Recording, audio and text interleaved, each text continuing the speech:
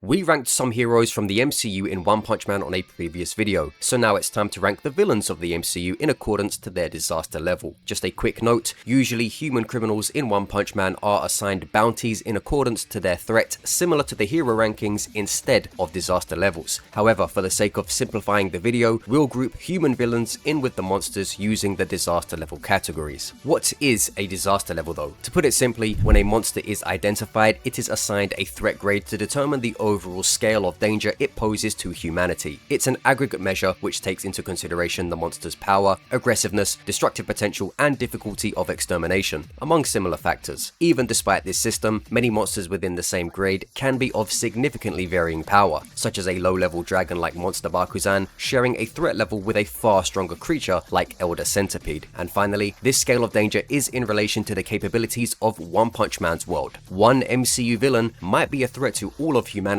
in our world, but that same villain might not even be worth the S-Class's attention in theirs. With that said, onto the disaster level tierings. Wolf, for beings or groups which pose a threat to a nearby vicinity. These monsters can be bulletproof, possessing supernatural powers, and will overwhelm those without supernatural abilities. Wolf threats usually take 3 or so C-Class heroes to deal with, or 1 B-Class hero. Tiger, for threats who pose a danger to a significant number of lives. They may take around several B-Class heroes, or even a few A-Class heroes at most to deal with. Monsters in this category can be known to smash physical structures through brute force, and may even operate at speeds comparable to or even above lightning. Demon is for monsters which can threaten an entire city, which in One Punch Man are the size of countries. These monsters will usually require 10 A-Class heroes to deal with, or 1 S-Class hero. This tier of disaster level is wider than you'd think. Creatures like the Deep Sea King are middling threats capable of eating nuclear level power, and in terms of fighting, can attack and evade faster than lightning. Meanwhile, higher demon level threats like Awakened Cockroach can dodge attacks at the speed of light, and monsters like Bug God can comfortably tank condensed city to mountain level firepower. After this, we have Dragon, a threat which endangers multiple regions of Earth. No amount of A-Class heroes will ever sit these guys down, and it's down to the S-Class heroes to deal with these threats who can cause wide-scale destruction.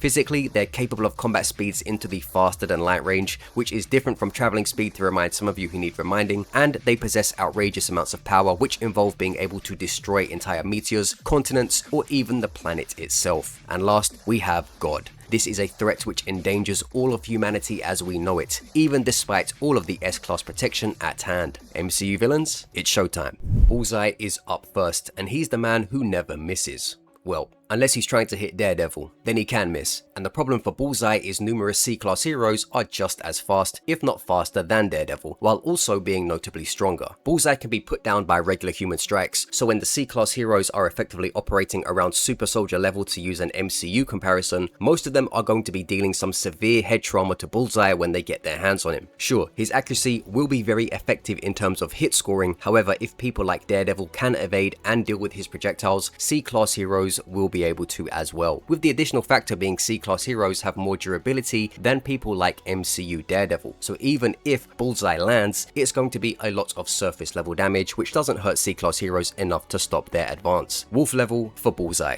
I know it's easy to think Bullseye will throw a fork and it will kill a C-Class hero, but average C-Classes like Tank Top Tiger can literally take 3 explosives at direct impact and just get KO'd, so I don't need to tell you any more than that. Kingpin follows, and this one isn't as complicated as you think. Physically, he's going to be taken out by C-Class heroes, since while he is strong, he's not above 3 of them at once like the average Wolf level would require, and he definitely can't beat a B-Class hero. Kingpin usually provides more of his problems from abusing the legal system, however. You want to get him, but you can't because the law. That law, this law, whichever law, and it doesn't hold up in court, blah blah blah. In One Punch Man, this ain't happening. If he's causing a problem, a hero is strolling right into whatever building he's in and hauling his ass out of there. No Matt Murdock masterclass needed. Kingpin won't even be able to leverage public favor on hating heroes either, because in this verse, everyone understands they need heroes more than anything, since the streets are getting cooked on the daily by spontaneously appearing monsters. So Kingpin doesn't even have any political footing in this verse. Wolf level for Fisk. This is not a good verse for him. Killmonger would be dragon level if we were grading him based on how that haircut influenced black hairstyles in fiction for multiple years following Black Panther's release, but in terms of kicking hero backside, it's not so solid. He'd be in wolf level at best if we were to take him before he got his enhanced stats and his armor, but with such things, he can hold a greater claim to being in tiger level instead. He can't stand up to an A-class hero, nor can he take on multiple B-class heroes unless you're giving him really nice matchups, but with his skills, experience and ruthlessness combined with his elevated attributes and armor, he should fare well against C-class in general. Anything above that, and his physical advantages are out the window against characters who can overwhelm and pin him down with brute force if necessary. One of my all-time favorites is up next, but I will definitely not be swayed with my decision. Green Goblin, who, when you look at his stats and performances, comes to around Dragon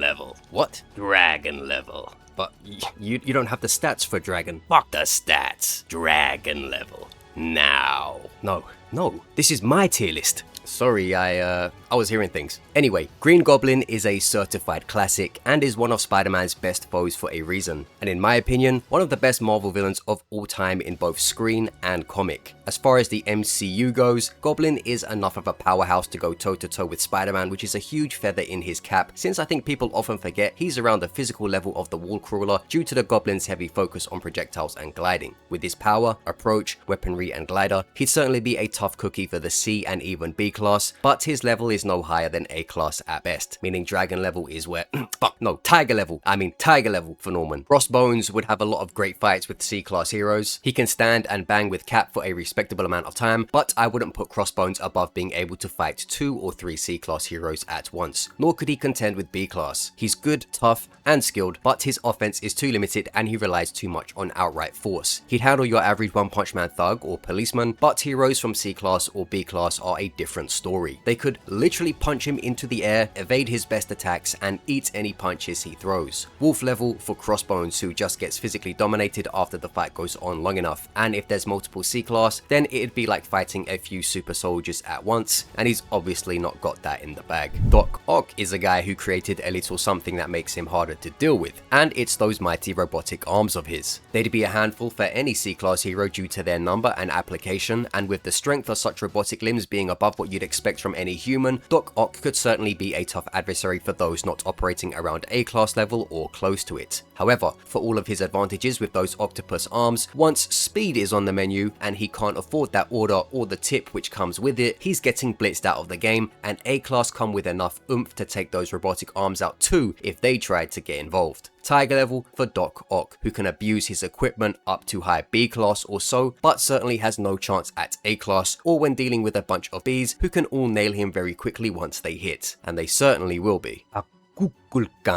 Sorry, that's just fun to say, even though I probably said it wrong. But he is the enemy of One Punch Man here, so I will call him Namor. This MCU villain is one of the funny cases where he probably wouldn't ever have to fight One Punch Man heroes. Why, you ask?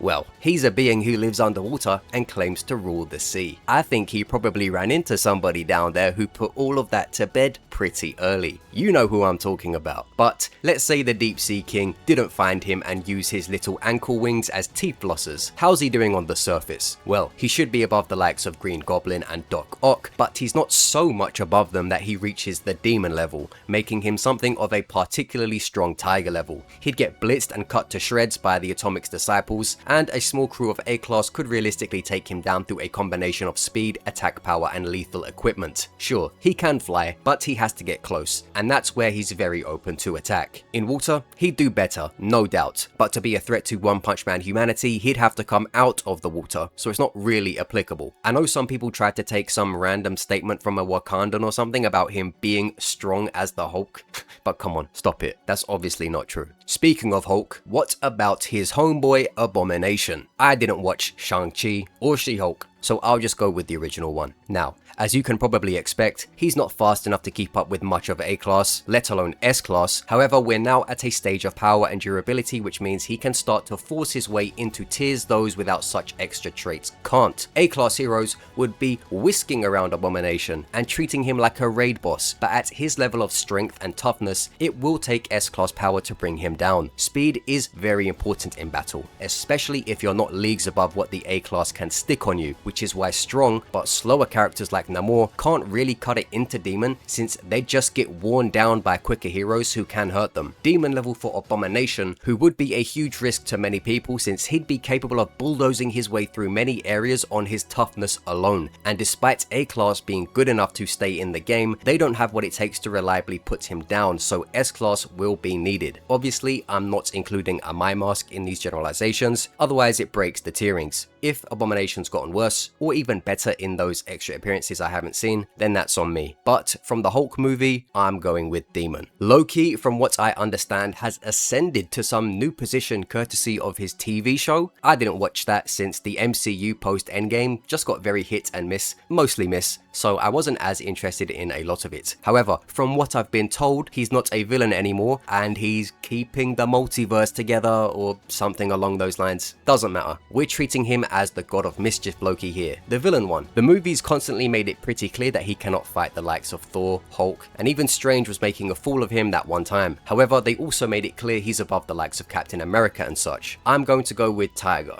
Actually, no. I'm going to go with Demon. Physically, I think he's Tiger, but with his manipulation, mischief, and scheming, I think he could twist some people or monsters to his side and become a bigger problem until somebody knocks him on the head. So I'll go with Demon on the overall. Again, this is villain Loki from how we knew him before whatever crazy happened with him. Another character I need to think a little more on is Ultron. If you consider all the extra robots Ultron could create and use to his assistance, this could probably get pretty widespread, and since they're technically all Ultron, it all counts as him. So in this sense, I'll place Ultron in Demon. This could have been Dragon if the Ultron clones were of a higher threat to the population of heroes, but with the A, B, and even C class heroes all being able to fight and defeat these clones, if we go by the Avengers movie, where the likes of Widow, Cap, and whatnot can fight them off, then it'd be even easier for most of the hero association. Essentially, Ultron's big wave of robots is only problematic if there's not a lot of capable heroes, and in One Punch Man there is a ton of heroes who could help smash these things to pieces and limit Ultron's numbers advantages pretty handily. Not to mention, he's not lasting long against any S-Class in general. Thanos, however, doesn't need the numbers to be a problem. We all know how tough this guy is. He beats Hulk up so bad that it turned the Hulk from a competitor to a hero pundit for a number of years. Obviously, I'm not going to throw in all of the Infinity Stones here since that's not a part of Thanos' regular kit. He's his own character outside of those power-ups, but he doesn't need them to be a force in this verse. Again, similarly to Abomination, he's lacking for speed against A-class heroes, but will be able to take all they can throw at him, and that is what will put him above Tiger level by default. Interestingly, he's strong enough to survive a blitzing from some S-class heroes too. The MCU is always going to have lesser combat speed than One Punch Man in many areas, but when the durability is steady enough to take it, they can hold out to continue trudging along to their objective or wait for the right opportunity for their own attack. And if a certain level of hero cannot stop them, regardless of what Thanos does to them, Thanos gets bumped up if he cannot be defeated in the process until bigger dogs come along. Dragon level for Thanos, who would be deadly with his physical force and bladed weapon, and would probably catch A-class threats slipping sooner or later, and could withstand lower S-class threats even if unable to catch them clean. But he will need some attention from the powerful S-class to ensure he stays down for good. Thanos can fight Hulk, Thor, and Iron Man's best armors, so Stinger and Lightning Max piling on him isn't going to get it done no matter how fast they are, and S-class heroes like Prisoner will beat him at speeds he can't react to. Not that kind of beating, just because it's pretty Prisoner by the way, but like I said, Thanos should be able to tank and hurt the likes of Prisoner, Tank Top Master, and such in trades until characters like Darkshine, Bang, and Atomic come to play, which is where he's going to start dropping for good. Dormammu. This one goes kind of two ways. The first way is if you grade Dormammu as a threat going by the people trying to bring him into this world. In this case, the threat of Dormammu is Tiger level or so at best, because Caecilius and his goons aren't really all that big a deal to the heroes here, so they'd be taken out and this whole Dormammu business gets knocked on the head before they can merge dimensions together or whatever it was. Although, as a being himself, Dormammu is absolutely disaster level god, because he is a cosmic entity and the ruler of the dark dimension. You name it, this guy's got control over it. He's essentially a god when in his own realm, and if his plans from his disciples are completed, then he brings into that realm whatever power he pleases. Even Strange had no hope of defeating him conventionally when Dormammu had his power, so he had to trap him in a time loop. Dormammu goes into God tier for his own power of control over multiversal strength and an abundance of cosmic level tricks to go with it. But he's not applying that in One Punch Man because MCU Caecilius and the crew are just tiger level-ish at best, and a bunch of A-class would clean that up quickly through sheer speed and strike force. Don't get me wrong, Caecilius has some neat moves, but he's getting his head kicked off before he can blink by Lightning Max, or a hole put in him by Stinger before he can react, and it's worse if Atomic's disciples turn up. Galactus falls under a similar process. On his own, Galactus the Planet Eater is a being of extraordinary cosmic power, definitely someone to be in the stage of God tier for his actual amount of power when not limited by any means. However, going by what the Fantastic Four had to contend with in order to defeat him and set him away from their planet, he would be a dragon level threat. Due to his size, durability, powers and such, it would take S-class power to begin hurting him at significant standards, and the likes of Tatsumaki would completely decimate the diminished Galactus who stepped foot on Earth in the recent Fantastic Four movie. Pretty much, when put up against the greatest minds and firepower of One Punch Man, they'd be completely fine with diminished Galactus fighting them even if Silver Surfer was helping him too. So dragon level sounds fine for me, since it will take strong S-class force and brain power to stop him. Again, obviously, full power Galactus is God tier. I'll leave it there for today though. If there's a villain missing, it's probably because I didn't watch that movie or just forgot about them. But I'm sure you can use what's here to fill in the gaps and get an idea for where they'd be through relativity or comparison. Like the video, sub for more One Punch Man related content, and maybe check out this video showing how Spidey would react to the S-class heroes of One Punch Man.